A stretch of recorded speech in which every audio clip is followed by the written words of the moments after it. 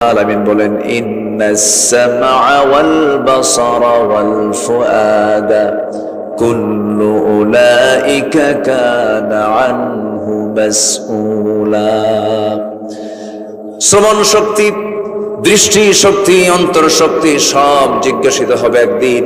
কার কাছে? আসতে বলবেন না, কার কাছে? আমার বন্ধুগণ, চোখ সিনিয়র না কান সিনিয়র? বলেন সিনিয়র কোনটা? শ্রবণ শক্তি মানে কান সিনিয়র না চোখ সিনিয়র? বলেন কান। মেডিকেল সায়েন্স বলছে মানুষের ক্রমবিকাশ মার পেটে যখন থাকে প্রথম ম্যাচিউর হয় হলো কান, এরপরে চোখ। সিনিয়র কোনটা? বলেন কান। আল্লাহ পাক কানটা আগে দিয়েছেন। কোরআন তো ধারাবাহিকতা রক্ষা করে। সুবহানাল্লাহ বলবেন না? আল্লাহ রাব্বুল আলামিন নিজে বলছেন ইন্নাহু কানা সামিআন বাসীরা। শ্রবণ শক্তির কথা আল্লাহ রাব্বুল আলামিন আগে বলেছেন, এরপর দৃষ্টি শক্তির কথা বলেছেন, অন্তর শক্তির কথা বলেছেন। রূহটা কিন্তু পরে আসে। ওয়ানাফাখা রূহাহু, দেহের মধ্যে রূহটা ঢুকায় দেন তিনি আমার কে? আসতে বলবেন না, তিনি আমার কে? আল্লাহ পাক। সেই মহান রব্বুল আলামিন বলছেন, বান্দা সব কিছুর ব্যাপার আমি তোমাকে প্রশ্ন করব। চোখ দিয়ে কি দেখেছো? কান দিয়ে কি শুনেছো? অন্তর দিয়ে কি চিন্তা করেছো? দুই পা দিয়ে কোথায় গিয়েছো? দুই হাত দিয়ে কাকে থাপ্পড় মেরেছো? কোন থানায় তুমি ভালো মানুষের নামে মামলা দিয়েছো? ঠুনকো মামলায় তাকে আক্রান্ত করে কোনো দোষ নাই, তাকে বছরের পর বছর জেলখানায় রেখেছো। তুমি বিচারপতির চেয়ারে বসে নিরপরাধ একজন মানুষকে ধরে নিয়া জেল জীবনে তাকে 10 বছর 12 বছর মামলা দিয়া তাকে জেলখানা আটকে রেখেছো। মার হক আদায় করতে পারে নাই, বইয়ের হক আদায় করতে পারে নাই, সন্তানের হক আদায় করতে পারে নাই। এই যে হকগুলো নষ্ট করেছো, অবশ্যই তোমাকে জবাব দিতে হবে কার আদালতে? আল্লাহ বলছেন আল-ইয়াওমা নাখতিমু আলা আফওয়াহিহিম ওয়া তুকাল্লিমুনা আইদিহিম ওয়া তাশহাদু আরজুলুহুম বিমা কানু ইয়াকসিবুন। জোরে বলুন আল্লাহু আকবার। আজকের দিনে তোমাদের আমি মুখকে মোহর মেরে দেব, মুখ দিয়ে কোনো কথা বলতে পারবে না, জিহ্বা বন্ধ করে দেব। সাক্ষ্য দেবে তোমাদের হাত, সাক্ষ্য দেবে তোমাদের পা। অঙ্গ প্রত্যঙ্গ গুলোকে আমার নিয়ন্ত্রণ করতে হবে। যদিও আল্লাহ পাক আমাকে এগুলো দিয়েছেন, কিন্তু হাত দিয়ে আমি কাজ করি, পা দিয়ে আমি কাজ করি, চোখ দিয়ে আমি দেখি, কান দিয়ে আমি শুনি। সেই জন্য সব শাসন করার আগে নিজের দেহকে আগে শাসন করতে হবে। মাথা থেকে পা পর্যন্ত, মাথা থেকে পা পর্যন্তই 3.5 হাত বডি নামক এই রাষ্ট্রকে যদি আমি নিজে যদি ভালো করতে পারি, আমি ভালো হলে পরিবার ভালো হয়ে যাবে, পরিবার ভালো হলে সমাজ ভালো হয়ে যাবে, সমাজ ভালো হলে রাষ্ট্র ভালো হয়ে যাবে। এই জন্য আল্লাহ রাব্বুল আলামিন সুন্দর করে বলছেন কু আনফুসাকুম ওয়া আহলিকুম নার। নিজে বাঁচো এবং তোমার পরিবারকে জাহান্নাম থেকে বাঁচাও। এই জন্য নিজের বাঁচার দরকার আছে না নাই? বলেন আসতে বলবেন না, আছে না নাই? এক্ষুনি মরে যাব, কেউ কি আমার আপন নাকি? আসতে কয়, কেউ কি আমার আপন নাকি? এখনই মরে যাব আমি, কোনো পরিচয় থাকবে না দুনিয়ার কারো কাছে। যেদিন মরে যাব সেই দিন কিছু কান্নার রোল পড়বে, শোকাহত হয়ে পড়বে, চোখের পানি ফেলে ফেলে কাঁদবে, বন্ধু আসবে, আত্মীয় স্বজন আসবে, জানাজা সম্পন্ন হয়ে যাবে। সন্তান পর্যন্ত দেরি করবে না, কাঁদবে ঠিকই, কিন্তু বলবে তাড়াতাড়ি দাফন করে দাও, কারণ দেরি হলে পরে লাশটা ফুলে উঠবে, পচে যাবে, গলে যাবে। দিয়ে আসবে ওই কবরের মাটিতে পোকামাকড়ের খাবার হিসাবে দাও, খাবার হিসাবে আমার দেহটাকে কবরে রেখে আসবে। 24 ঘন্টা যাবে না মাথার চুলগুলো খসে খসে পড়বে, 3 দিন যাবে না চামড়াগুলো গলে গলে পোকার পেটে চলে যাবে, 3 দিন চলে যাবে, 7 দিন চলে যাবে, পেটের নাড়ি ভুঁড়ি সব চোখ মুখ কান নাক বের হওয়া শুরু হয়ে যাবে, কিম্ভূত কিমাকার চেহারা হয়ে যাবে, কোন অস্তিত্ব থাকবে না। আমার চেহারার সৌন্দর্য সব মাটি খেয়ে শেষ করে ফেলবে।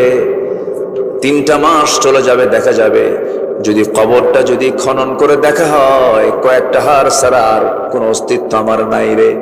আল্লাহ বলছেন বান্দারা আমাকে কেমন করে বলে থাকো তুমি আমাকে ভুলে যেও না, সবাই ভুলবে কিন্তু আমি আল্লাহ তোমাকে কখনো ভুলবো না। আমার বন্ধুগণ, যদিও আমরা এই আয়াতটা সবার মুখস্থ আছে, আমার দেশে প্রচলিত দোয়া মনে করে, কিন্তু দোয়া এটা নয়, এটা হলো আল্লাহর কালামের আয়াত, অত্যন্ত তাৎপর্যপূর্ণ আয়াত। যারা পারেন ঠোঁট মিলিয়ে বলুন, মিনহা খালাকনাকুম ওয়া ফিহা নুঈদুকুম ওয়া মিনহা নুখরিজুকুম তারাতান উখরা। সবাই বলুন, মিনহা খালাকনাকুম ওয়া ফিহা নুঈদুকুম ওয়া মিনহা নুখরিজুকুম তারাতান উখরা।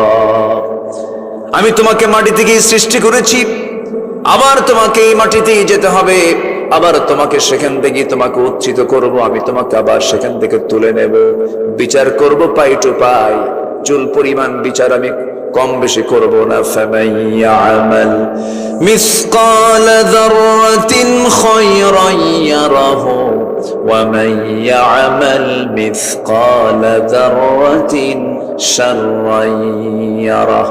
যাররা শব্দের তাফসীর আসছে, যাররা বলা হয় এমন ছোট জিনিসকে যাররা বলা হয় যা খালি চোখে দেখা যায় না।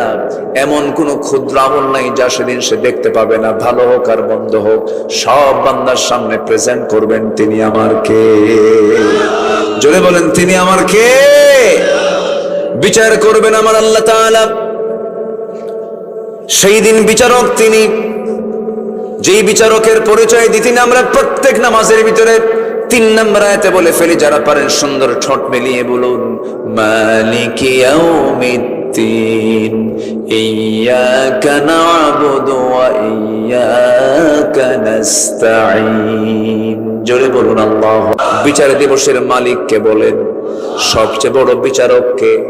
এই জন্য আল্লাহ বলছেন, ও দুনিয়ার মানুষ, 7 শ্রেণীকে আমি আরশ আজিমের ছায়ে জায়গা দেব। এর মধ্যে 1 নম্বর শ্রেণী হলো যে সঠিক বিচার করে। সুবহানাল্লাহ বলেন। যেন বিচারকের দাম দুনিয়াতেও বেশি, আখিরাতেও। এই দেশের সবচেয়ে বড় সম্মানজনক পদ কোনটা বলেন? প্রধান বিচারপতি। প্রধান বিচারপতির দাম সবচাইতে বেশি। আল্লাহ রাব্বুল আলামিনের কাছেও বিচারপতির দামটা বেশি। ইমামুন আদিলুন সাবআতু ইযিল্লুহুমুল্লাহু ফি যিল্লিহি ইয়াউমুল লা যিল্লা ইল্লা যিল্লুহু। ইমামুন আদিল রাজুলুন কলবুহু মুআল্লাকুন বিল মাসাজিদ। আমার বন্ধুগণ, আল্লাহ রাব্বুল আলামিন আরশ আজিমের ছায়ার 7 শ্রেণীকে জায়গা দিয়ে দিবেন। এর মধ্যে 1 নম্বর হলো একজন সৎ বিচারক, একজন সঠিক বিচার যে ব্যক্তি করতে পারবে। কিন্তু গোটা দুনিয়া জুড়ে আজকে সবচেয়ে বড় সমস্যা হলো, গোটা পৃথিবীর কোথাও কি কোনোদিন কোথাও কি আমরা দেখতে পাচ্ছি এখন সঠিক বিচার কি আছে নাকি? আসতে বলবেন, আছে? ফিলিস্তিন কি অবস্থা হয়ে আছে! ফিলিস্তিনকে ভাবলে পরেই হৃদয়ে রক্তক্ষরণ হয়, কত কষ্ট হয়। দেখতেছেন না? ছোট্ট বাচ্চা খাবার নাই, ছাগলের ঘাস চাবাচ্ছে। একটু মনে মনে চিন্তা করেন তো, সন্তানটা আমার হলে কেমন লাগতো। ঘাস চাবায়া ক্ষুধা নিবারণ করতেছে। যেমন করে আমার নবীজি 3.5 বছর শিবে আবু তালেবের মধ্যে যখন ছিলেন, 3.5 বছর খাবার না পায়া পাথরের উপরে মাঝে মাঝে বৃষ্টি হতো, দুর্বা ঘাস, কিছু কিছু ঘাস জন্মতো, সেই ঘাসগুলো চাবায় সাহাবীরা ক্ষুধা নিবারণ করেছেন। সেদিন ছোট্ট একটা বাচ্চার ভিডিও ফুটেজ দেখে আমার চোখের পানি আটকাতে পারি নাই। ছোট্ট বাচ্চাটা চাবাচ্ছে ঘাস, বাপ নাই, মা নাই। আধুনিক দুনিয়ার সমরাস্ত্র ব্যবহার করে মধ্যপ্রাচ্যের কসাই ইসরায়েল বেনিয়ামিন নেতানিয়াহু মুহূর্তে 20 সেকেন্ড পর পর মিসাইল গুলো মারতেছে। মিসাইল গুলো পড়ে বিল্ডিং গুলো বম্বিং করে উড়াইয়া দেয়। বিল্ডিং বম্বিং হওয়ার আগে ওই বম্বিং এর সাথে সাথে মানুষের লাশটা আকাশের দিকে উঠতে থাকে। এই যে নির্মমতা, এই যে বর্বরতা, এই যে পাশবিকতা, এটার মূল কারণ হলো গোটা দুনিয়াতে আজকে মানবতা কাজ করছে না, পাশবিকতা কাজ করছে। বলেন, পাশবিকতা কাজ করছে, দানবতা কাজ করছে, মানবতা নাই। এই যে মানবতা ধ্বংস হয়ে যাচ্ছে, এর মূল কারণ অন্য কিছু না, এর মূল কারণ হলো দুনিয়ার সভ্যতায় মানুষ, দুনিয়ার চেতনায় মানুষ বেশি ব্যস্ত হয়ে পড়েছে। পুঁজিবাদী চেতনা, জাতীয়তাবাদী চেতনা, সেকুলার চেতনা, দুনিয়ার চেতনা দিয়ে মানুষ কখনো ভালো হবে না। একমাত্র ভালো হবে মানুষ আল্লাহর দেওয়া কোরআন আর ইসলাম দিয়া। আস্তে কন কেন, জোরে বলুন ঠিক কিনা? কোরআন শান্তি দিতে পারে। কোথাও লেগেছে আগুন, আগুন যদি নিভাতে চান কি লাগবে বলেন? বলেন পানি ছাড়া কি কোনো সমাধান আছে নাকি? পানি ছাড়া কোনো একমাত্র সমাধান হলো পানি। আগুন, আগুন লেগেছে, পানি লাগবে। বাড়িওয়ালা বলে আমার বাড়িতে আগুন লেগেছে, যার কাছে যা কিছু আছে তা নিয়ে আমারে বাঁচাও। পার্শ্বে দিয়ে যাচ্ছিল একজন মা, একজন ড্রাম ভর্তি ডিজেল নিয়ে, যখন বলছে যার কাছে যা কিছু আছে তা নিয়ে আমারে বাঁচাও, বিসমিল্লাহ বলে এক ড্রাম ডিজেল দিয়েছে ঢেলে। আগুন কি কমবে না বাড়বে? বিসমিল্লাহ কইছে তো, কিন্তু বিসমিল্লাহ জায়গায় বলতে হবে না জায়গায় বলতে হবে? জায়গায় বলতে হবে। আগুন গেছে বেড়ে। আরেকজন যাচ্ছিল ভ্যান ভর্তি লাকড়ি আর খড়ি নিয়ে, যখন বলেছে যার কাছে যা কিছু আছে তা নিয়ে আমারে বাঁচাও, বিসমিল্লাহ বলে গোটা ভ্যান ভর্তি লাকড়ি দিছে ঢেলে। আগুন তো কমবে না। আগুন কমানোর জন্য যেমন পেট্রোল, ডিজেল, অক্টেন যেমন উপযুক্ত নয়, আজকের সমাজের আগুন যে দাউ দাউ করে জ্বলছে সমাজ জুড়ে, রাষ্ট্র জুড়ে, দুনিয়া জুড়ে, যে শান্তি দাউ দাউ করে জ্বলছে দেশে দেশে, শুধু ক্ষমতার লড়াই, ক্ষমতার প্রদর্শনী, পাওয়ারের ডিসপ্লে, ডিসপ্লে অফ পাওয়ার। আমার 2000 পারমাণবিক, আমার 100, আমার 500, আমার 400, এই যে ক্ষমতার মিস ইউজ করতে গিয়ে যা কিছু হচ্ছে, আল্লাহ রাব্বুল আলামিন বলছেন বান্দারে শান্তি পাওয়ার জন্য দুনিয়ার কোন ক্ষমতাকে তোমার বিশ্বাস করা যাবে না। একমাত্র ক্ষমতা বিশ্বাস করতে হবে একমাত্র কার? আসতে বলবেন না কার? আন্নাল কুওয়াতা লিল্লাহি জামিআ, আন্নাল কুওয়াতা লিল্লাহি, সকল ক্ষমতার উৎসকে। আরো জোরে, আরো জোরে, আরো জোরে। 16 বছর যারা ছিল ক্ষমতায় ভাবছিল আসি কিয়ামত পর্যন্ত থাকবে, মাঝে মাঝে হুমকে দিত 2041, ভিশন 2021, 25-24 শেষ। ফেরাউন ছিল 1600 বছর পৃথিবীতে বেঁচে, এরা ছিল 16 বছর। সংখ্যার যে মিল হলো কেমনে বুঝলাম না, বুঝলেন? নমরুদ, ফেরাউন, সাদ্দাত, এদের সব চরিত্র এদের মধ্যে ছিল। আসতে খাবেন না, যেরকম ঠিক কিনা? এক একটা স্বভাব সবগুলো এদের মধ্যে লালন করেছিল। আমি কি কথা বলবো? কষ্ট পাচ্ছেন নাকি আপনারা? ওঠে কারা? ধরে উঠতেছে কেন? এই যে ওই যে উঠে, সমস্যা কি? বসেন। কি চাপ? চাপ কি নিম্নচাপ? এই তো মুশকিল। হ্যাঁ, একটু বসেন না। কত সময় চলে যায় এদিক সেদিক। আজকে না হয় একটু সময় দেব কোরআনের জন্য। লস হবে? আজকে কোনো লস হবে? আড্ডা মারতে মারতে 3 ঘন্টা চলে যায়, টিভি পাওয়া যায় না। এরকম হয় না? এরকম হয় না? গত 2 বছর আগে বিশ্বকাপ খেলা হচ্ছে ফুটবল। আমি চট্টগ্রাম থেকে আসতেছি, বারাইয়ার হাট পার হতে নিয়ে মীরের সরাই পার হচ্ছি। হঠাৎ করে রাত 2টার দিকে একজন ফোন দিয়ে বলে, হুজুর আমি আপনার খুব ভক্ত, আমি আপনার আওয়াজ শুনি। হুজুর আমি তাহাজ্জুদ পড়লাম, একটু দোয়া করবেন আমার জন্য। আরেকটা দোয়া চাই। কি হুজুর? আর্জেন্টিনার খেলা চলে, একটু দোয়া করবেন। এতক্ষণ ধরে এত সুন্দর কথাগুলো লাগলো আমার। শেষে কি কয়? মানে একজন তার বাবার প্রশংসা করছে, এক ভাই আরেক ভাইকে তার সামনে তার বাবার প্রশংসা করতে নিয়ে বলছে, ভাই তোমার বাপটা কত সুন্দর ভালো ছিল, কত সুন্দর টানা টানা চোখ, প্রশস্ত কপাল, চুলগুলো কালো, এরপরে কি সুন্দর তার বডির সৌন্দর্য, সুঠাম দেহ, আর দাঁতগুলো এত সুন্দর কুত্তার দাঁতের মতো চকচকা। কি কথা কি বুঝলেন? মানে এত সব কথা সুন্দর কয়া সে এমন একটা শব্দ কইছে, সব শেষ। কত সময় তো আমরা ব্যয় করি। আমরা কোরআনের জন্য সময় ব্যয় করলে কোরআন আমাকে সুপারিশ করে জান্নাতে নিয়ে যাবে। কোরআনকে আমরা বেশি করে সময় দেব। জোরে বলি ইনশাআল্লাহ। কোরআন আমাকে সময় দিয়ে জান্নাতে নিয়ে যাবে। সুবহানাল্লাহ বলেন। কোরআন কিন্তু খুব দামি কিতাব। আল্লাহু আকবার বলেন। যখন খারাপ লাগবে তেলাওয়াত করবেন, যখন খারাপ লাগবে তেলাওয়াত শুনবেন, যখন খারাপ লাগবে প্রচন্ড রাগ উঠে গেছে, আপনার মনে অশান্তি, সেজদায় পড়ে ঘন্টার পর ঘন্টা থাকবেন, দেখবেন এর চাইতে প্রশান্ত পৃথিবী তার কোথাও নাই। সেজদা দিবেন, স্ট্রোক করবেন না। সেজদা দিবেন, ব্রেন স্ট্রোক হবে না। তারপরে কি বলে, হার্ড স্ট্রোক হবে না, ব্রেন স্ট্রোক হবে না। একটু সেজদায় পড়ে কাঁদবেন, দেখবেন মন প্রশান্ত হয়ে গেছে, দিল ঠান্ডা হয়ে গেছে। প্রশান্তি, আনন্দ, তৃপ্তি দেয় একমাত্র ইবাদতে। কিসে বলেন তো? ইবাদতে, সেজদায়। আমরা সেজদায় পড়ে কাঁদবো, জোরে বলি ইনশাআল্লাহ। তাহাজ্জুদ রেগুলার করবো, ফজর নামাজ না পড়লেও চলবে। কাজা করা যাবে? মানে মাথায় টুপি, পরনে লুঙ্গি নাই, তা তো হবে না। আমার দেশে আবার এগুলো নিয়ে খুব ব্যস্ত। সবে কদর আর সবে বরাত আসলে পরে ওরে বাপরে বাপ, সিজনাল মুসল্লি হাজির হয়ে যায়।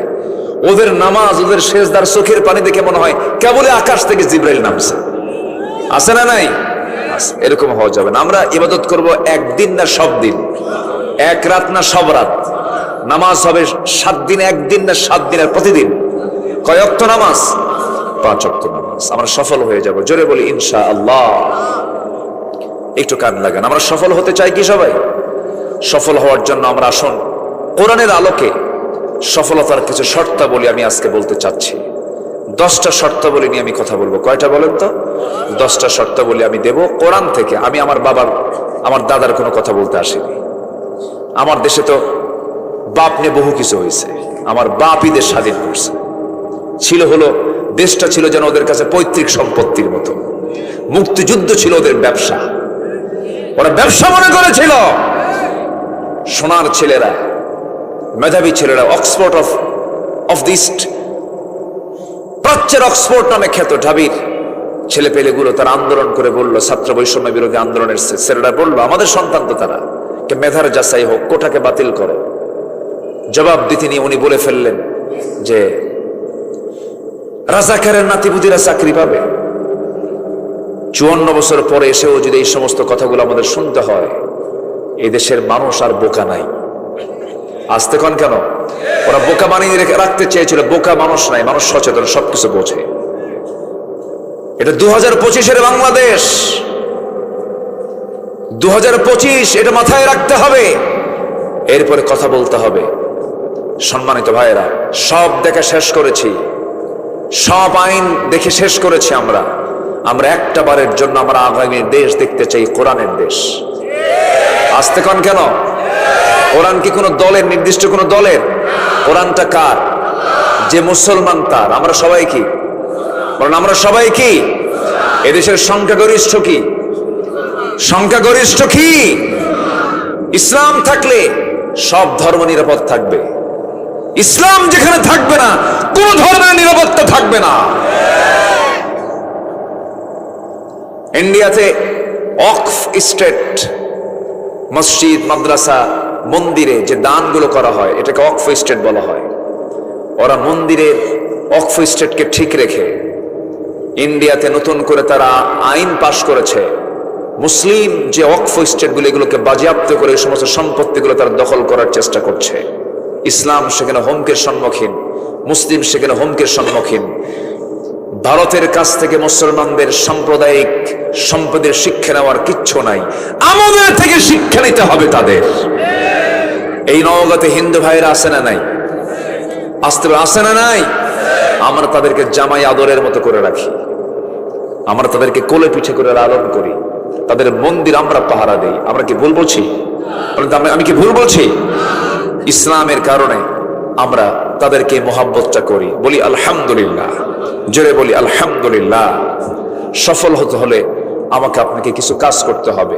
সাকসেস হতে হলে আমার আপনার কিছু পথ বের করতে হবে। সফলতার 2টা আরবি আমরা এখানে পাবো। একটা হচ্ছে ফাউজুন, আরেকটা হচ্ছে ফালাহুন। মুফলিহুন, ফাইজুন। ফাউজুন কবীর, ফাউজুন শব্দটা আসবে, আর মুফলিহুন এই শব্দটা বারবার আসবে, আফলাহ শব্দটা আসবে। এই 2টো শব্দ নিয়ে আমার আজকে দেখবেন প্রত্যেকটা আয়াতের মধ্যে এই 2টো শব্দ আপনারা পেয়ে যাবেন। সফলতা কারা, সফল কারা, আল্লাহ পাক সুন্দর করে বলছেন। 1 নাম্বার সফল কারা, কোরআনের আয়নায় আমরা একটু নিয়ে নেই। আল্লাহ পাক সূরা বুরুজের মধ্যে সুন্দর করে বলছেন। কষ্ট দিচ্ছি মনে হয়? আমি আরো আগে উঠলে না খুব ভালো হতো, তাই না? বারবার আমি এটা চিন্তা করছি যে আমি কি কষ্ট দিচ্ছি কিনা আপনাদের। কষ্ট পাচ্ছেন না তো? মানে এই এলাকার লোক ঘুমায় না মনে হয় না? ঘুমায় তো? কি কষ্ট হচ্ছে। আগামীতে এটা সতর্ক থাকবেন যেন আগামীতে মাহফিলগুলো যেন সঠিক সময়ে শুরু হয়ে সঠিক সময় যেন শেষ হয়। আল্লাহ কবুল করুন, জোরে বলি আমিন। সবকিছুই সময় মতো হওয়া উচিত। নামাজটা সময় দরকার না অসময় দরকার? আল্লাহ বলছে ইন্নাস সালাতা কানাত আলাল মুমিনিনা কিতাবাম মাওকুতা। চলে যাবেন? ব্যাগ নিলেন যে প্রস্তুতি নিচ্ছেন, একসাথে যাই, থাকেন একটু, হ্যাঁ একটু থাকেন। মানে চলে গেলে তখন দেখে হুজুর যখন গেলই আমিও যাই। মানুষ কিন্তু অনুকরণ প্রিয়, অনুসরণ প্রিয়। একজনকে দেখলে আরেকজন এটাকে ফলো করে, একটু আমার দিকে তাকা। মানে 12টার পরে ওয়াজ করা মানে কি জানেন? পাগলির সাথে ঘর সংসার করা।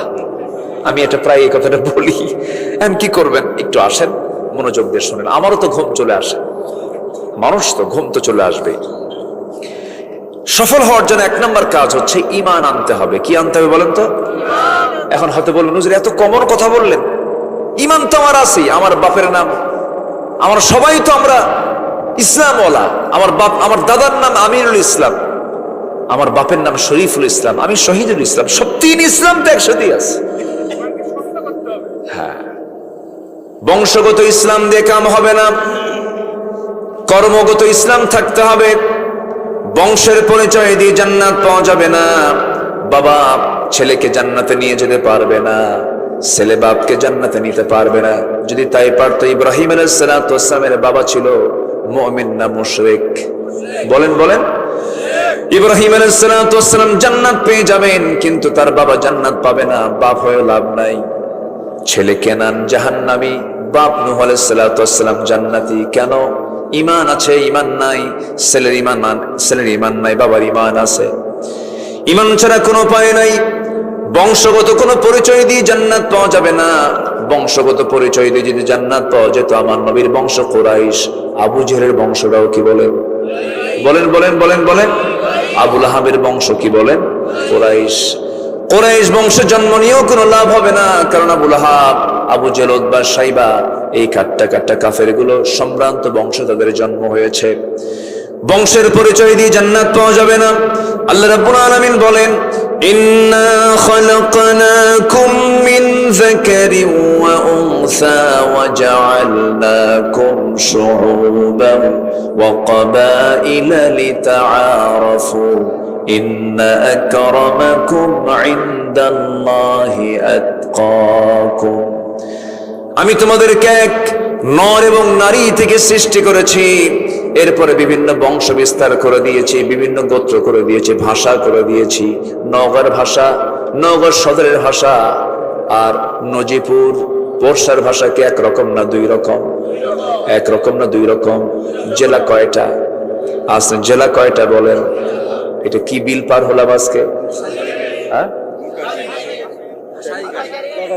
হাসাইগারি বিল পার হলাম। আর একটা বিল আছে সাপাহারের দিকে, হলো জবাই বিল। ওখানে সব জবাই করে।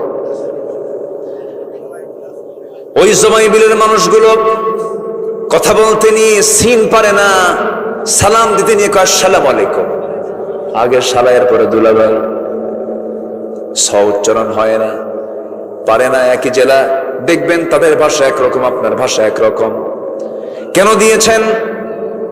আপনি হলেন হাসাইগাড়ি না, হাসাইগির এলাকার মানুষ, আর তারা হলো জবাইবিলের মানুষ। এই দুটাকে নিশ্চিত করার জন্য, দুটাকে ফাইন্ড আউট করার জন্য, স্পষ্ট করার জন্য আল্লাহ রাব্বুল আলামিন ভাষাকে চেঞ্জ করে দিয়েছেন। জবাইবিলের মানুষ সেখানে মাস্তানি করতে নিয়ে বলবে তুই তো জবাই থেকে আসছিস, সেখানে কি কস, কি বলিস সেই জায়গায়? আল্লাহ তাআলা ভাষাকে আঞ্চলিক পাসওয়ার্ড করে দিয়েছেন। আবার আপনি দুপচাচিয়ার দিকে চলে যাবেন, আরেকটা ভাষা পাবেন। আক্কেলপুরে পাবেন, যাবেন, আরেকটা ভাষা পাবেন। ওখানে কোনো ব্যাককেল নাই, সব ওখানে কি বলেন? আক্কেলওয়ালা মানুষ। রংপুরে যাবেন, সেখানে আরেকটা ভাষা পাবেন। এরপরে নোয়াখালী যাবেন, আরেকটা ভাষা পাবেন। লক্ষ্মীপুরে যাবেন, আরেকটা ভাষা পাবেন। ভোলা যাবেন, আরেকটা ভাষা পাবেন। চট্টগ্রাম যাবেন, আরেকটা ভাষা পাবেন। হাজারো ভাষার বৈচিত্র্যময় রূপ কেন দিয়েছেন? মহান রব্বুল আলামিন এই জন্য দিয়েছেন। বিভিন্ন জাত দিয়েছেন, বিভিন্ন বংশ দিয়েছেন, এটাকে একে অপরকে চেনার জন্য, পরিচয় করার জন্য। তবে হ্যাঁ, এগুলো কোনো কিছু আমাকে মূল্যায়ন করবে না, আমার কাছে এগুলো মূল্যায়ন পাবে না। আমার কাছে মূল্যায়ন পাবে হলো যে বান্দা তাকে অবলম্বন করে ঈমান আনতে পেরেছে। জোরে কোন সুবহানাল্লাহ। তাহলে প্রথম হলো কি আনা বলেন তো? জোরে বলেন, কি আনতে হবে? ইমান আনতে হবে। আমরা ইমান এনেছি না পাইছি? ওই বাচ্চাগুলো কই যায়? ও টিচার চলে গেছে, হুজুর চলে গেছে, ছাত্র আর থাকবে না। ওদের আবার ফজরের আগে উঠতে হবে, ফজরের আগে তাদের পড়া আছে না, তারা চলে যাচ্ছে। যাক, আমার দিকে তাকান এখন। তাহলে ইমান আমরা পাইছি না ইমান এনেছি আমরা? বলেন তো, বলেন বলেন। পাইছি আমরা, ইমান আনি নাই। ভালো করে ইমান আনতে হবে, ইমানের পরিচয় লালন করতে হবে, ইমানকে তরুতাজা করতে হবে। মরা ইমান আনা যাবে না, তরুতাজা ইমান আনতে হবে। এবং ইমান শুধু আনলেই হবে না, ইমানের উপরে টিকে থাকতে হবে। ইমান আনা যায় কিন্তু টিকে থাকা যায় না, সহজেই টিকে থাকা যায় না। ইমানকে নষ্ট করার জন্য শয়তান মনে হয় নাই?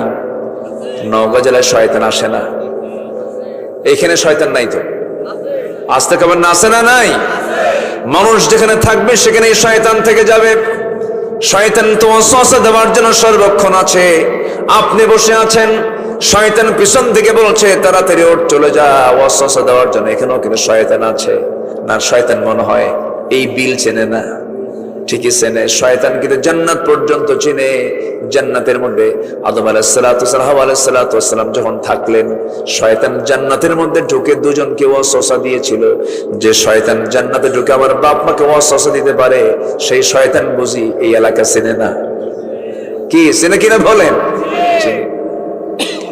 একটু কান লাগাবেন, মনোযোগ দিয়ে কথাগুলো শুনবেন। ইমান এনেছি আমরা, ইমান নিয়ে টিকে থাকতে হবে। ছোট্ট একটা ইতিহাস মনে পড়লো, একটু সুন্দর করে মনোযোগ দিয়ে কানটা লাগাবেন। একজন সাহাবী কালিমা গ্রহণ করেছেন, বাড়িটা তার মক্কা এবং মদিনার ঠিক মাঝখান বরাবর তার বাড়ি। দিন গ্রহণ করেছেন, বাপটা ছিল না তার, ছোট্টবেলায় বাপ মারা গেছে। চাচার কাছে তিনি মানুষ হয়েছেন। ইমান যখন এনেছেন, কালিমা যখন গ্রহণ করেছেন, চাচার কানে সংবাদ চলে গেল।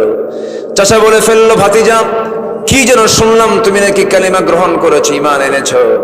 মুস্কি হাসি মেরে বললেন, চাচা আপনি শুনবেন কেন? আপনি দেখেন, আশহাদু আল্লা ইলাহা ইল্লাল্লাহু ওয়াহদাহু লা শারীকা লাহু ওয়া আশহাদু আন্না মুহাম্মাদান আবদুহু ওয়া রাসূলুহু। হেদায়েতের মালিক কে? আরো জোরে, আরো জোরে, আরো জোরে। আমাকে হেদায়েত দিতে পারেন তিনি আমার কে? এই জন্য হেদায়েত চাইতে হবে কার কাছে? এক সময় না সব সময়। ইহদিনাস সিরাতাল মুস্তাকিম। প্রত্যেক নামাজে এই দোয়া আছে না নাই? আছে। আল্লাহর কাছে হেদায়েত চাইতে এবং বলতে হবে, আল্লাহ জীবনের শেষ নিঃশ্বাস থাকা পর্যন্ত আমাকে হেদায়েতের উপরে রেখে দিও। আল্লাহর কাছে রোনাজারি করে কাঁদতে হবে। আমার বন্ধুগণ, ওই সাহাবী যখন কালিমা পড়েছেন, চাচা শোনার সঙ্গে সঙ্গে বলতেছে, তুই এতিম ছিলি, তোরে দেখলাম আমি, আমার সম্পত্তি তোর নামে লিখে দিয়েছি। তুই কি জানিস ঈমান আনার কারণে তোর কত বড় ক্ষতি হতে পারে? কি চাচা কি বলবেন আপনি বলেন? সমস্ত সম্পত্তিগুলো তোর থেকে আমি জোরপূর্বক নিয়ে নেব। মুস্কি হাসি মেরে সেই সাহাবী বলছেন, চাচা জোরপূর্বক নেওয়া লাগবে কেন? কারণ এই দুনিয়ার সকল সম্পত্তির চাইতে আমার কাছে সবচেয়ে বড় সম্পত্তি হলো আমার ঈমান। জোরে কান সুবহানাল্লাহ। ঈমান এনেছি আমি। ও চাচা, আপনার জোর করে আমার কাছ থেকে সম্পদ নিতে হবে না, সব জমিগুলো আপনাকে আপোষেই দিয়ে দিলাম, সম্পদগুলো দিয়ে দিলাম। চাচার রাগ কমলো না। চাচা খেপে গিয়ে রেগে গিয়ে থাপ্পড় মেরে তার জামাটা টান মেরে ধরে টেনে ছিঁড়ে তাকে শরীর থেকে কাপড়টা বিচ্ছিন্ন করে ফেললো। এরপরে এক পর্যায়ে লুঙ্গিটাও খুলে নিল, উলঙ্গ করে ঘর থেকে বের করে দিল। উলঙ্গ হয়ে তাকে ঘর থেকে যখন বের করে দিয়েছে, তিনি চোখ বন্ধ করে দৌড় মেরেছেন। মার দরজায় গিয়ে বলছে, মা দরজা খোলো। দরজা খোলা মাত্রই ওই সাহাবী বলছেন, মা আমার দিকে তাকায়ও না, দিন গ্রহণ করেছি, ঈমান এনেছি, এই কারণে আমার চাচা আমার শরীর থেকে লুঙ্গিটা পর্যন্ত খুলে নিয়েছে। মা দেখো তো ঘরের মধ্যে কোনো চাদর আছে কিনা, কোনো কাপড় আছে কিনা, আমার সতরটা ঢাকা দরকার। ছোট্ট এক খণ্ড কাপড় দেওয়া হলো, সেই কাপড় দিয়ে তার সতর ডেকে নিয়া এবারে বলছে, মা পৃথিবীর কোনো দরবার ভালো লাগে না, আমার কাছে নবীর দরবার ভালো লাগে, আমি নবীর দরবারের দিকে রওনা দিলাম। রওনা দিয়ে যখন তিনি রাতের বেলা যখন রওনা দিয়েছেন, খালি গায়ে, শুধু গায়ে একখানা, গোটা দেহে একখানা সতর ঢাকার জন্য কাপড় আছে। আরবের দেশে বছরে 1 থেকে 1.5 মাস 2 মাস পর্যন্ত প্রচন্ড শীত থাকে, হাড় কাঁপানো শীত। সেই শীত আমার দেশেও হয় না, এমন হাড় কাঁপানো শীত। সেই শীতের ভেতরে এই সাহাবী, ধনী সাহাবী ছিলেন, দিন গ্রহণ করার কারণে গরিব হয়ে গেছেন, সব নিয়ে নিয়েছে। নগ্ন দেহে শুধুমাত্র সতরটা ঢেকে রওনা দিয়েছেন, থরথর করে কাঁপতেছেন। নবীর বাড়িতে পর্যন্ত পৌঁছে গেলেন, দরজায় গিয়ে নক করলেন। নবীজি দরজা খুলেই দেখেন নগ্ন দেহে কে যেন সামনে দাঁড়ানো, কিচ্ছু বললেন না। ভিতরে চট করে চলে গেলেন। ভিতরে গিয়ে আমার নবীর যত কাপড় ছিল সবচেয়ে পছন্দের 2টা জুব্বা আমার নবীজি হাতে বহন করে নিয়ে এসে বলছে, যুবক, আগে কাপড়টা গায়ে পড়ো, দেহটা ঢেকে নাও, এরপরে তুমি আমার সঙ্গে কথা বলো। নবীর পরনের দেহটার জুব্বাটা তার গায়ে রাসূল পরাইয়া দিলেন। এরপরে বলছেন, যুবক তুমি কি বলবে বলো। হুজুর, দিন গ্রহণ করেছি, আমার চাচা আমার দেহ থেকে লুঙ্গি পর্যন্ত খুলে নিয়েছে। রাসূল মুস্কি হাসি মেরে বুকের সঙ্গে জড়িয়ে ধরে বলছে, আব্দুল্লাহ, চিন্তা করো কেন? তোমার চাচা তোমাকে বস্ত্রহীন করেছে, আর আমি নবীজি আমার দেহের জুব্বা আমি তোমারে দান করে দিলাম। জোরে বলে সুবহানাল্লাহ, আরো জোরে বলে সুবহানাল্লাহ। ওই সাহাবীর কপাল খারাপ না ভালো? বলেন, কপাল খারাপ না ভালো? দুনিয়া ছেড়েছেন, আখিরাত পেয়েছেন। আল্লাহু আকবার বলেন। আমার নবীজি বুকের সঙ্গে জড়িয়ে ধরলেন, বুকটা কাঁপতেছে সাহাবীর। সাহাবী বড় কান্নায় ভেঙে পড়েছেন। রাসূল বলছেন, কাঁদো কেন? আমি তোমার দায়িত্ব নিচ্ছি, তুমি কোনো চিন্তা করবে না। সাহাবী বলো, কি বলতে চাও বলো। হুজুর, দুনিয়া বিক্রি করে আমি ঈমানটা গ্রহণ করে নিয়েছি। রাসূল খুব খুশি হলেন। ওমাইয়াশি নাফসাহু বিতিগা মারদাতিল্লাহ। আমার নবীজি বুকের সঙ্গে জড়িয়ে ধরে বলছেন, ও আব্দুল্লাহ, চিন্তা করো না, কিছু বলতে চাও না কি? বলো, হুজুর আপনি আমার জন্য দোয়া করেন। আমার নবীজি তৎক্ষণাৎ 2টা হাত উঁচু করে আকাশের দিকে তাকায় বলছেন, আকাশের মালিক আল্লাহ, আমার এই আব্দুল্লাহ দিন গ্রহণ করতে অনেক কষ্ট স্বীকার করেছে, দুনিয়া বিক্রি করে ঈমানকে গ্রহণ করেছে। আমার আব্দুল্লাহর জানমাল তুমি আল্লাহ কাফের বেঈমানদের জন্য হারাম করে দাও। সাহাবীর মনটা খারাপ হয়ে গেল, কেঁদে কেঁদে বলছেন, ইয়া রাসূলুল্লাহ, কি আমি দোয়া চাইলাম কি, আপনি দোয়া করলেনটা কি? রাসূল বলছেন, কেন, কি হয়েছে? হুজুর, আপনি কাফের বেঈমানদের জন্য আমার রক্তকে হারাম ঘোষণা করলেন। আমি যদি কাফেরদের দ্বারা আক্রান্ত না হয়ে আমি শহীদ হব কেমনে? আমি তো শহীদ হতে পারবো না। নবীজি মুস্কি হাসি মেরে বলছে, সাহাবী চিন্তা করো কেন? ওয়া ইম্মা তাআলা ফিরাশিহি, তোমার মৃত্যু যদি বিছানায় শুয়ে থেকে যদি হয়ে যায়, যদি শহীদের দরজা পেতে চাও, তোমার তামান্না যদি থাকে, আল্লাহ রাব্বুল আলামিন অবশ্যই তোমাকে শহীদের দরজা দিয়ে দিবেন। সাহাবীর হৃদয়টা ঠান্ডা হয়ে গেল। রাসূল বলেন, সাহাবী যাও, আল্লাহর কালামের তেলাওয়াত করো, প্রশান্ত চিত্ততা নিয়ে চলে আসো। সাহাবীদের মাঝে তাকে পাঠায়া দিলেন। আসহাবে সুফফার সদস্য মণ্ডলীর ভিতরে তিনি চলে গেলেন। নবীর ঘরের সঙ্গে আসহাবে সুফফারা থাকতো। ওই সাহাবীদের মাঝে যখন আব্দুল্লাহ চলে গেলেন, চিৎকার মেরে মেরে বড় বড় আওয়াজে কোরআন তেলাওয়াত করেন বলে সাহাবে কেরামদের একটু বিরক্তি চলে আসলো। রাসূলকে বলেন, হুজুর, এমন নতুন সাহাবী আসছে যে জোরে জোরে কোরআন পড়ে, আমাদের ডিস্টার্ব হয়। কে? আব্দুল্লাহ যুল বাজাদাইন।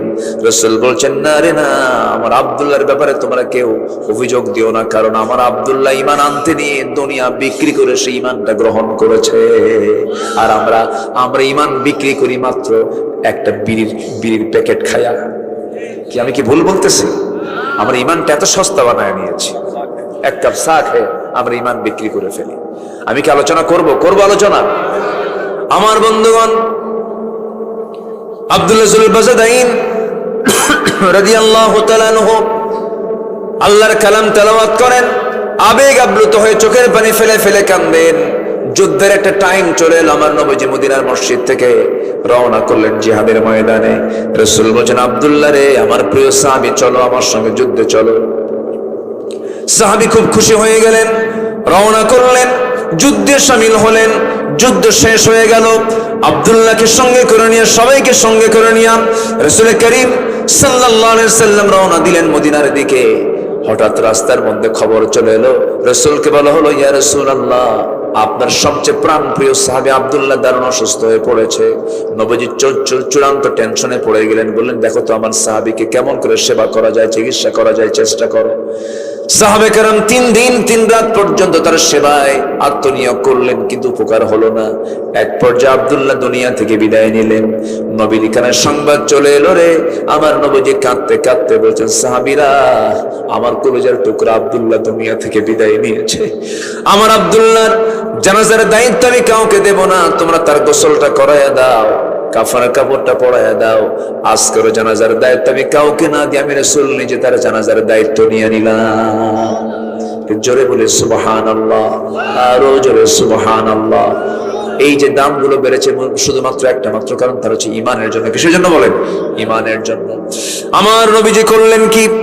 জানাজায় শামিল হয়ে গেলেন, জানাজায় দাঁড়ায় গেলেন, রাসূল জানাজা পড়ায়া দিলেন, শেষ হয়ে গেল জানাজা। রাসূল এবার উন্মুক্ত সাহাবীদেরকে সামনে করে বলছে, ও সাহাবীরা শোনো, আমার আব্দুল্লাহর জানাজা তো হয়ে গেল, আব্দুল্লাহর কাফন দাফন কোথায় হবে, দাফনটা কোথায় হবে হুজুর?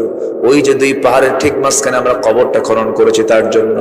রাসূল বলছেন, তোমরা কেউ আব্দুল্লাহর কবরে নামবে না, আমি রাসূল নিজে তার কবরে নেমে তার লাশটা আমি কবরে শোয়াব। আমার রাসূল এই কথা যখন বললেন, সাহাবীরা আশ্চর্য হয়ে গেলেন। রাসূল তেমন সহজ বরাবর করেন না। আমার নবীজি সোজা চলে গেলেন, কবরের সামনে গিয়ে দাঁড়ালেন, কাদা কাদা কণ্ঠে আমার নবীজি বলছেন, আমার আবু বকর কোথায়, আমার ডানে আসো, আমার ওমর কোথায়, বামে আসো। আমার নবীজি সবার আগে কবরে নামলেন। কবরে নেমে বলছেন, আবু বকর আমার ডানে নামো, ওমর আমার বামে নামো। ওই কবরে নামছেন মোট কয়জন বলেন?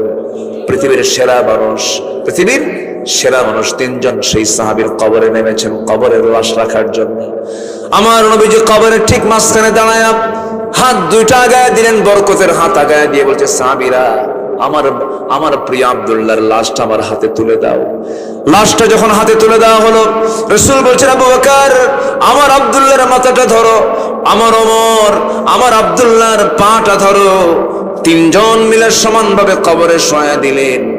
চেহারাটা কিবলামুখী করে দিলেন নবীজি তার বরকতের হাতে। বুকের উপরে হাত রেখে আকাশের দিকে তাকায়া অশ্রু বিজড়িত, অশ্রুপূর্ণ চক্ষু নিয়ে আমার নবীজি আকাশের মালিকের দিকে তাকায় বলছেন, আকাশের মালিক, এই মুহূর্ত পর্যন্ত আমি আব্দুল্লাহর উপরে সন্তুষ্ট আছি, মেহেরবানি করে আব্দুল্লাহর সমস্ত কিছুকে তুমি আল্লাহ মাফ করে দাও। এই দোয়া যখন করতেছিলেন, এমন সময় দাঁড়িয়ে থাকা, পাশে দাঁড়িয়ে থাকা একজন সচেতন সাহাবী সাদ বিন আবি ওয়াক্কাস হাউমাউ করে শিশুর মতো কাঁদে। সাহাবা কেরাম বলছেন, সাদ রে, তুমি কাঁদো কেন, কি হয়েছে? হাউমাউ করে কাঁদো কেন? তিনি বলছেন, আমি সাদ পোড়া কপাল, আমি সাদ যদি জীবন্ত সাদ বিন আবি ওয়াক্কাস না হয়ে যদি মৃত সাদ বিন আবি ওয়াক্কাস হয়ে যদি এই কবরের বাসিন্দা হতাম, আর এই কবরের বাসিন্দাকে দাফন করার জন্য পৃথিবীর সেরা 3 জন মানুষ যার কবরে নামে, তার মতো ভালো কিসমতওয়ালা মানুষ কে আছে? আমি জীবিত না হয়ে মোরা সাদ হলে পরে আমার জীবন ধন্য হয়ে যেত। জোরে বলে সুবহানাল্লাহ, আরো জোরে বলে সুবহানাল্লাহ, আরো জোরে বলে সুবহানাল্লাহ। এই যতক্ষণ ধরে যে কথাটা বোঝানোর জন্য চেষ্টা করলাম, 1 নম্বর পয়েন্ট, আমার বন্ধুগণ, সবকিছুর মূলে একটা মানুষের দাম সম্মান বাড়ে হলো ঈমানের কারণে। কিসের কারণে বলেন?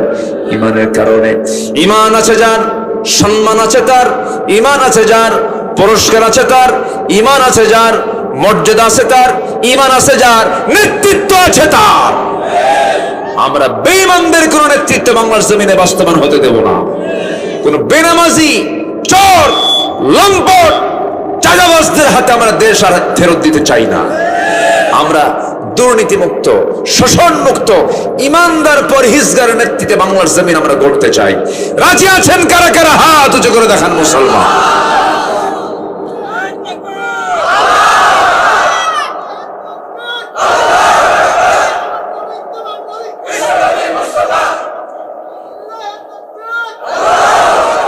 আল্লাহ কবুল করুন, আল্লাহ কবুল করুন। স্লোগানটা একটু আস্তে আস্তে হল, একটু মশান কম হল, তাই না? রাত বেশি হয়ে গেছে তো ঘুম ধরছিল আপনাদের। নারায়ে তাকবীর! এই তো কেবল মনে হচ্ছে যে এখানে তাজা মানুষ আছে। বলি আলহামদুলিল্লাহ, আরো জোরে বলি আলহামদুলিল্লাহ। সফল হওয়ার জন্য 10টা কাজ, এর মধ্যে 1 নাম্বার গেল। সফল হওয়ার শর্ত হচ্ছে 10টা, 1 নাম্বার গেল ঈমান আনা, তাও পরিপূর্ণ হয় নাই, 1টার অর্ধেক, এবং নেক আমল করা। কি আমল করা বলেন? জমির আইল ঠেলাঠেলি করা, বোনের সম্পত্তি না দেওয়া। হ্যাঁ, আস্তে আস্তে কয়, কি ঠিক আছে রেখে এগুলো ঠিক আছে? এগুলো করা যাবে?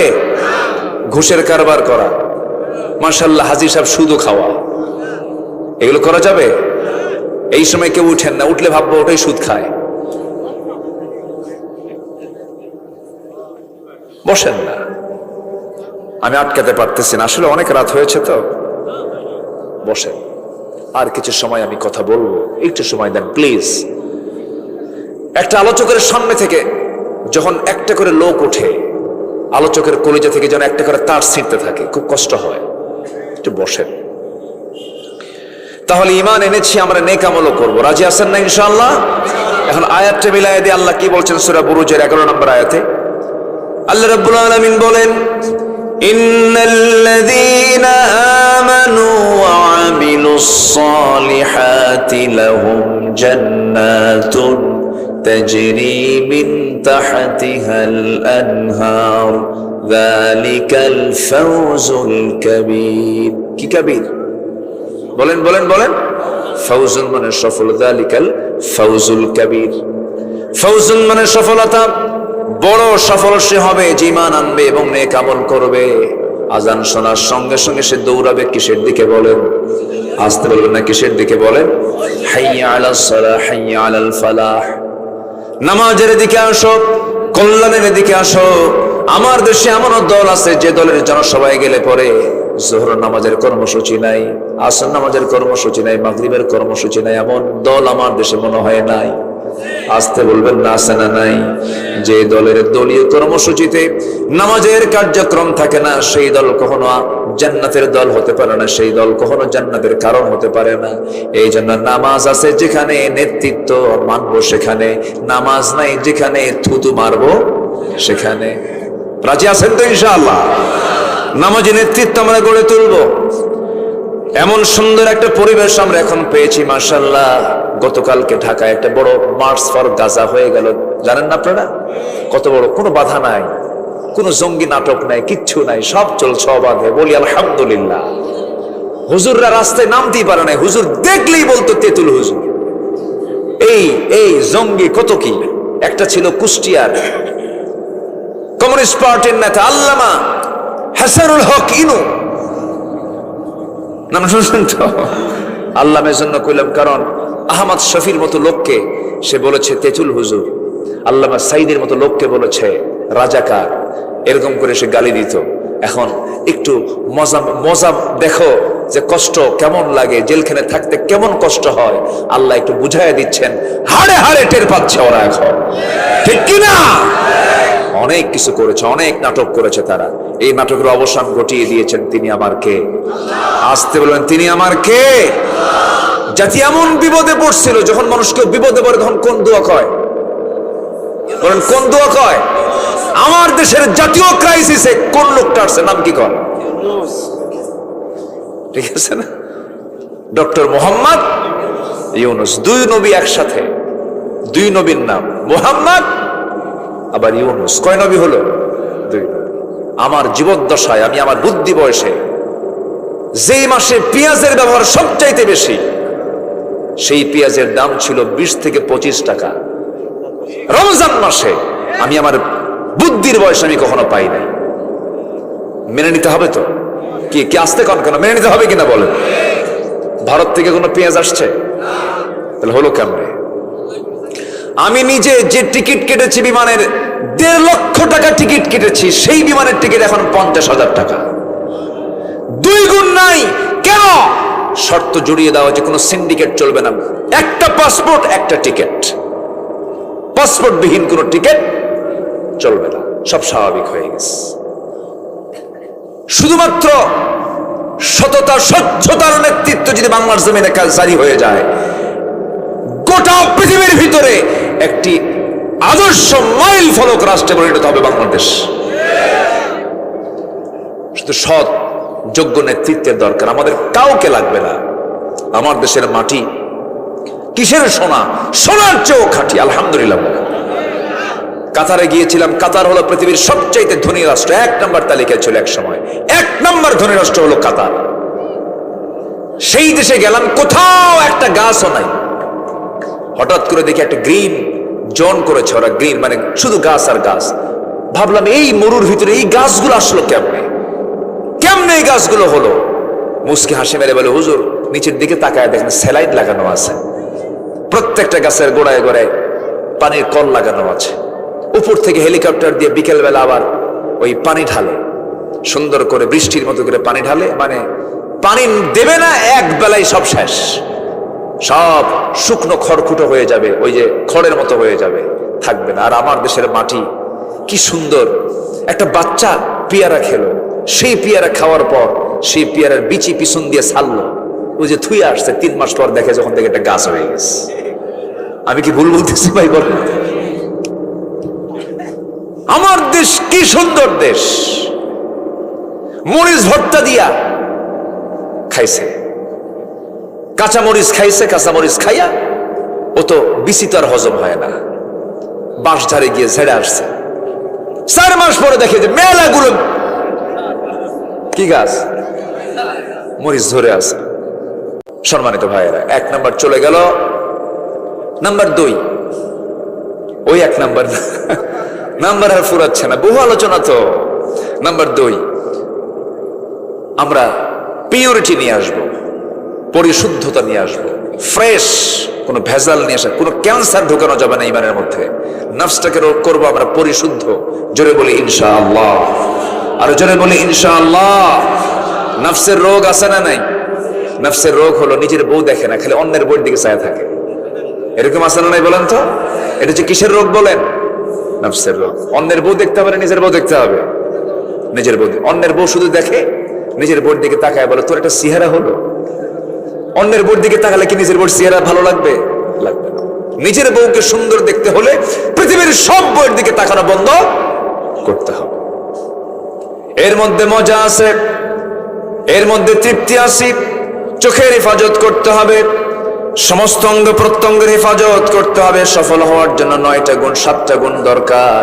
যারা পারেন ঠোঁট মিলিয়ে বলুন, قد أفلح المؤمنون الذين هم في صلاتهم خاشعون والذين هم عن اللغو معرضون والذين هم للزكاة فاعلون والذين هم لفروجهم হাফিজুন। সফল হলো 7 ধরনের, 7টা কাজ আছে। যার সফল ব্যক্তি সে কয়টা কাজ বলেন? আস্তে কয়টা কাজ বলেন? 7টা কাজ। কদ আফলাহাল মুমিনুন, ওই সমস্ত মুমিনরা সফল যার মধ্যে 7টা কাজ থেকে যাবে, 7টা গুণ থেকে যাবে। সবাই নোট করে নেন, মুখস্থ করে নেন। নাম্বার 1 হলো যারা নামাজকে রেগুলার করবে।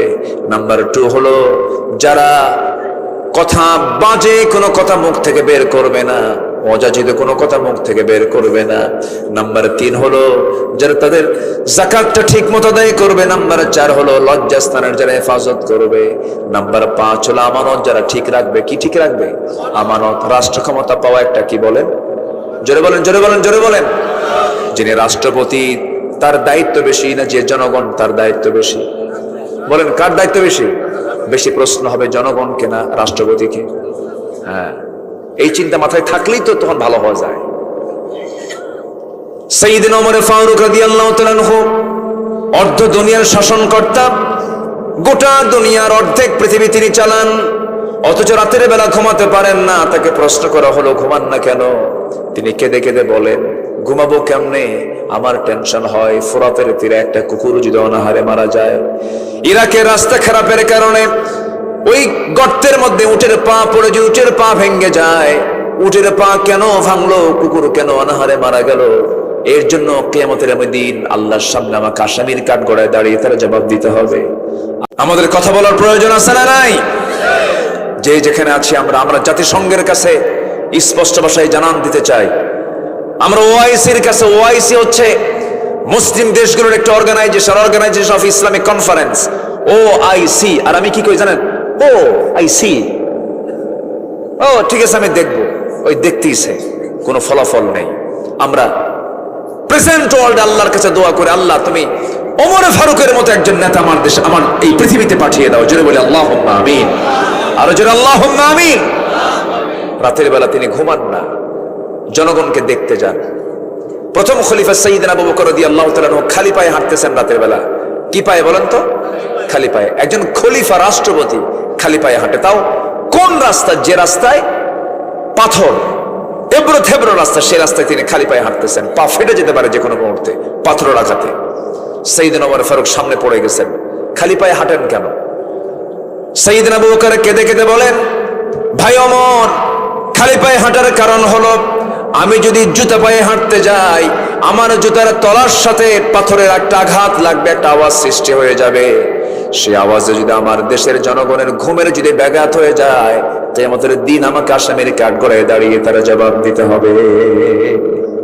চিন্তা করে দেখেন তারা জনগণকে নিয়ে কি চিন্তা করেছেন, কি চিন্তা তাদের মাথায় ছিল। রাতের আধারে সাইয়েদনা আবু বকর রাদিয়াল্লাহু তাআলা আনহু প্রত্যেক দিন প্রত্যেক রাত্রিতে একজন মহিলার ঘরে যেতেন।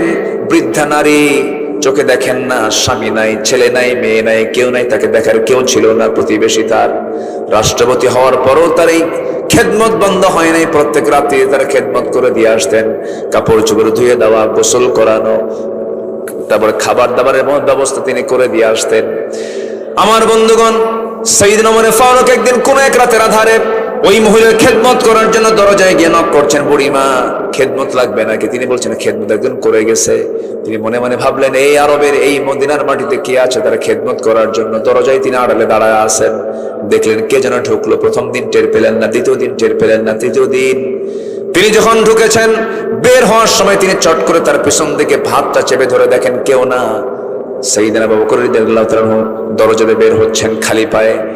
ওমর ফারুক কেঁদে কেঁদে বলছেন, ভাই আবু বকর, দেশও চালাবেন, প্রতিবেশীর খেদমত করবেন, মরে যাবেন তো, অসুস্থ হয়ে পড়বেন তো, অন্তত আমাদের জন্য খেদমত কিছু রেখে দেন। সাইয়েদনা আবু বকর বলেন, ওমর রে, আমার আমলনামা আমার পিঠে আসবে, তোমার আমলনামা তোমার পিঠেই চলে যাও, আমাকে খেদমত করতে দাও। মৃত্যুর দিন পর্যন্ত সাইয়েদনা আবু বকর ওই মহিলার খেদমত করে দুনিয়া থেকে বিদায় নিলেন। দ্বিতীয় খলিফা ওমর ফারুক তারপর থেকে তিনি ওই মহিলার দায়িত্ব নিলেন, চলে গেছেন। কিন্তু মহিলা জানেন না সাইয়েদনা আবু বকর দুনিয়া থেকে বিদায় নিয়েছেন, তার কাছে সংবাদ যায় নাই। ওমর ফারুক রাদিয়াল্লাহু আনহু ওই মহিলার খেদমত করার জন্য রাতের আধারে চলে গেছেন। খেদমত করে, রান্না বান্না করে, কাপড় চোপড় ধুয়ে, খেজুরগুলো ধুয়ে নিয়ে সব কিছু কমপ্লিট করে তিনি বের হয়ে চলে আসছেন। এরপরে মহিলা যখন খেতে বসেছেন, খেজুরগুলো খেতে নিয়ে বসেছেন, একটা খেজুর মুখের মধ্যে দেওয়া মাত্রই কামড় দিয়েছেন। বিচি দাঁতের নিচে যখন পড়ে গেছে, তখন তিনি বলে ফেলেন, ইন্না লিল্লাহ। এই কথা বলে তিনি ভাবলেন, আমার আসল খাদেম আবু বকর বুঝি না, আমার আবু বকর দুনিয়া থেকে বিদায় নিয়েছে। কারণ আমার আবু বকর যখন আমার খেদমত করার জন্য আমার ঘরে আসতো, খেজুরগুলো শুধু ধুয়েই দিত না, আমার কষ্ট যেন কম হয় সেজন্য আমার খেজুরগুলো খাওয়ানোর জন্য খেজুরের ভিতরে থাকা বিচিগুলো সে সরাইয়া দিয়া আমার জন্য খেজুর সে প্রস্তুত করে দিয়ে যেত। যেরকম সুবহানাল্লাহ, আর যেরকম সুবহানাল্লাহ। এগুলো কি অহংকার থাকলে এগুলো খেদমত আসবে নাকি? হৃদয়ের প্রশস্ততা, হৃদয়ের মধ্যে তাজকিয়াতুন নফস আসলেই তো এগুলো হয়। এই জন্য আমার বন্ধুগণ, নফসের শুদ্ধতা আনতে হবে। قد أفلح من تزكى وذكر اسم ربه فصلى بل تؤثرون الحياة الدنيا। জোরে বলুন আল্লাহু আকবার। নাম্বার 3 হলো সত্যবাদী হওয়া। নাম্বার 3 কি বলেন? বলেন বলেন বলেন বলেন। সত্যবাদী হওয়া। আমরা সত্যবাদী হব, জোরে বলি ইনশাআল্লাহ। নাম্বার 4 হলো তাকওয়া অর্জন করা।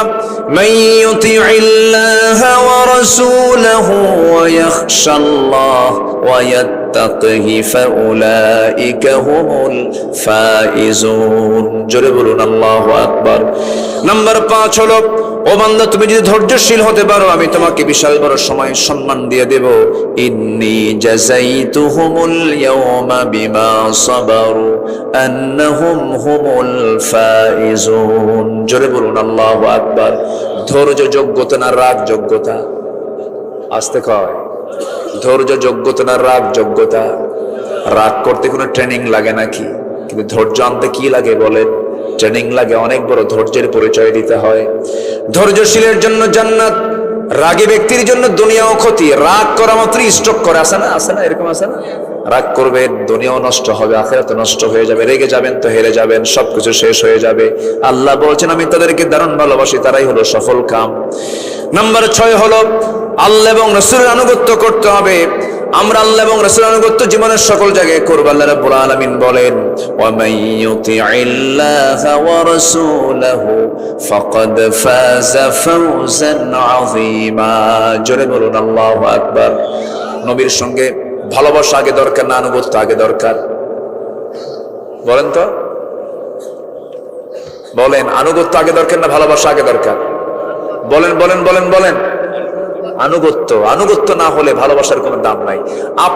আপনি কেন, গোটা দুনিয়ার মানুষ এক হলেও আবু তালেব রাসূলকে যে সেবা দিয়েছেন, যে ভালোবাসা দিয়েছেন, কেউ তার সমান করতে পারে নাই, পারবে না। কিন্তু সে আবু তালেব জান্নাতি না জাহান্নামী? কি নাই? ভালোবাসা নাই না ঈমান নাই? বলেন বলেন বলেন, কি নাই? ভালোবাসা নাই না আনুগত্য নাই? আনুগত্য নাই। এই জন্য ভালোবাসা আগে না আনুগত্য আগে? আনুগত্য। কথাটা কিন্তু খুব দামি, একটু মনে রাখবেন সবাই। তাহলে ভালোবাসা আগে দরকার না আনুগত্য আগে দরকার? ওয়া ইউতিইল্লাহ রাসূলাহু ফাকাদ ফাযা ফাওজান আযীমা। ফাওজান আযীমা। সব আয়াতে ফাওজুন, মুফলিহুন শব্দ কিন্তু আছে। আপনি আমার আলোচনা শুধু শুনছেন না, ক্যামেরার প্রযুক্তির কল্যাণে গোটা দুনিয়ায় আলোচনাগুলো চলে যাবে। এই জন্য আমাকে প্রত্যেকটা আয়াতের কোটেশন দিয়ে আমি যেন আলোচনাগুলো মানুষ যেন শুনে, যেন বুঝতে পারে যে দলিল আদিল্লা নির্ভর কথাই যেন বলা হয়, এই দিকে আমি একটু সবসময় খেয়াল করার চেষ্টা করি। নাম্বার 7 হলো সৎ কাজের আদেশ দেওয়া, অসৎ কাজের বাধা প্রদান করা। সফলতার জন্য এটা একটা গুরুত্বপূর্ণ বিষয়। আজকে এই জাতি যদি সৎ কাজের আদেশ এবং অসৎ কাজের বাধা দিতে পারতো, এই দেশে কি বেশ্যাবৃত্তির লাইসেন্স পাস হতো? লাইসেন্স থাকতো? থাকতো। আমরা এই কাজটা করতে পারিনি। আমার আপনার চোখের নাকের ডগায় প্রশাসন, স্কুল, কলেজ, ইউনিভার্সিটির চোখের সামনে, ক্যাম্পাসের সামনে একটা পরপুরুষ পরনারী গাছের গোড়ায় গোড়ায় বসে, উরুর উপরে মাথা দিয়া নারী শুয়ে আছে, ঘন্টার পর ঘন্টা বিড়ি খায়। কি খায়? বাদাম খায়, বিড়ি খায়। প্রশাসন দেখে, কেউ কি কিছু বলে? কেউ কিছু বলে না। এটা কি ইমানদারের লক্ষণ? বলেন তো, এটা কি সফলতা? না। আল্লাহ রাব্বুল আলামিন বলেন, ওয়ালতাকুম মিনকুম উম্মাতুন ইয়াদউনা ইলাল খায়রি ওয়া ইয়া'মুরুনা বিল মা'রুফি ওয়া ইয়ানহাউনা আনিল মুনকার ওয়া উলাইকা হুমুল মুফলিহুন। জোরে বলি আল্লাহু আকবার। সূরা আলে ইমরান 104 নম্বর আয়াত। তওবা করব। নাম্বার 8 হলো তওবা করা। কি করা বলেন? তওবা করা। আল্লাহর কাছে আমরা তওবা করব। দুনিয়াতে কারো কাছে মাফ চাইলে সে বলে শেষ পর্যন্ত ধরা দিলি, খোঁটা একটা মেরে দেয়। কিন্তু আল্লাহ বলছেন, বান্দারে তুই যখন সব পাপগুলো করে যখন আমার কাছে মাফ চাস, আমি আল্লাহ দারুণ খুশি হয়ে তোরে মাফ করে দে। আমরা মাফ চাইবো কার কাছে? সন্তান বাপকে বাপ বাপ বারবার আব্বা আব্বা বলে বারবার ডাকলে পরে বাপ খুশি হয় না, রাগ হয়? এত ডাকি না, না, বাপ বারবার বলে খুশি হয়। হ্যাঁ, বারবার ডাকলে খুশি হয়। আব্বা আব্বা আব্বা আব্বা আব্বা, খুশি হবে। এত ডাকিস কেন? কি হয়েছে তো? ঠিক আছে না? কিন্তু আমার আল্লাহ এমন আল্লাহ, যে আল্লাহকে যত বেশি ডাকবেন আল্লাহ তত বেশি খুশি হয়ে যাবেন। সুবহানাল্লাহ, আলহামদুলিল্লাহ, আল্লাহু আকবার। সুবহানাল্লাহ, আলহামদুলিল্লাহ, আল্লাহু আকবার। এই শব্দগুলো দিয়ে যারা জিহ্বাটা ভেজা থাকে, ওই জিহ্বা ভেজায় কোনোদিন গীবত আসে না। কি আসে না বলেন? গীবত আসে না। বলেন সুবহানাল্লাহ, আলহামদুলিল্লাহ, আল্লাহু আকবার। এটা দিয়ে আমরা জিহ্বাকে ভিজায় রাখবো। দেখবেন কিছু কিছু বুড়ো চাচা আছে, গ্রামের ভিতরে কিছু চার দোকান আছে, 3 মাথার মোড়ে, 4 মাথার মোড়ে, ত্রিমোহনী, চৌমোহনীর মোড়ে কিছু চার দোকানগুলো আছে। সেই জায়গায় বসে বসে কুটকুট করে বাদাম খায়, চা খায়, বিড়ি খায়, আর গীবত করে। আছে না নাই বলেন? এগুলো করার সময় আমাদের নাই। সর্বক্ষণ এই মুখে জিকির করব। কার জিকির? তওবা করব। কার কাছে? কার কাছে তওবা করব? আল্লাহ রাব্বুল আলামিন বলেন, তুবু ইলাল্লাহি জামিআন আইয়ুহাল মুমিনুনা লাআল্লাকুম তুফলিহুন। তওবা করো আল্লাহর কাছে সবাই মিলে, তোমরা সফল হয়ে যাবে। কার কথা বলেন? ওইদিকে মুমিনরা সফল হলো 7 কাজে। 4টা বলেছি। 5 নাম্বার হলো যারা আমানত ঠিক রাখবে। নাম্বার 6 হলো যারা ওয়াদা ঠিক রাখবে। নাম্বার 7 হলো নামাজ দিয়ে শুরু, নামাজ দিয়ে শেষ, যারা নামাজের ক্ষেত্রে যত্নশীল হবে। ওয়াল্লাযীনা হুম আলা সালাওয়াতিহিম ইউহাফিযুন উলাইকা হুমুল ওয়ারিসুন আল্লাযীনা ইয়ারিসুনাল ফিরদাউসা হুম ফিহা খালিদুন। জোরে বলুন আল্লাহু আকবার। এই সমস্ত কাজগুলো হবে যার, আল্লাহ বলছেন আমি আল্লাহ তাকে জান্নাতুল ফেরদাউসের উত্তরাধিকারী বানিয়ে দেব। জোরে বলি আল্লাহু আকবার। 5 ওয়াক্ত নামাজ পড়বেন কারা কারা? হাত তুলে দেখান দেখি। 5 ওয়াক্ত নামাজ পড়বেন কারা কারা? জোরে বলি ইয়া আল্লাহ, ইয়া রহমান, ইয়া রহিম, ইয়া হাইয়্যু, ইয়া কাইয়্যুম। ইয়া আল্লাহ, আমাদেরকে 5 ওয়াক্ত সালাত আদায় করার তৌফিক তুমি আল্লাহ দিয়া দাও। ইয়া আল্লাহ, চোখের গুনাহ, কানের গুনাহ, মনের গুনাহ, হাতের গুনাহ, পায়ের গুনাহ, সব গুনাহ থেকে আমাদেরকে হেফাজত করো।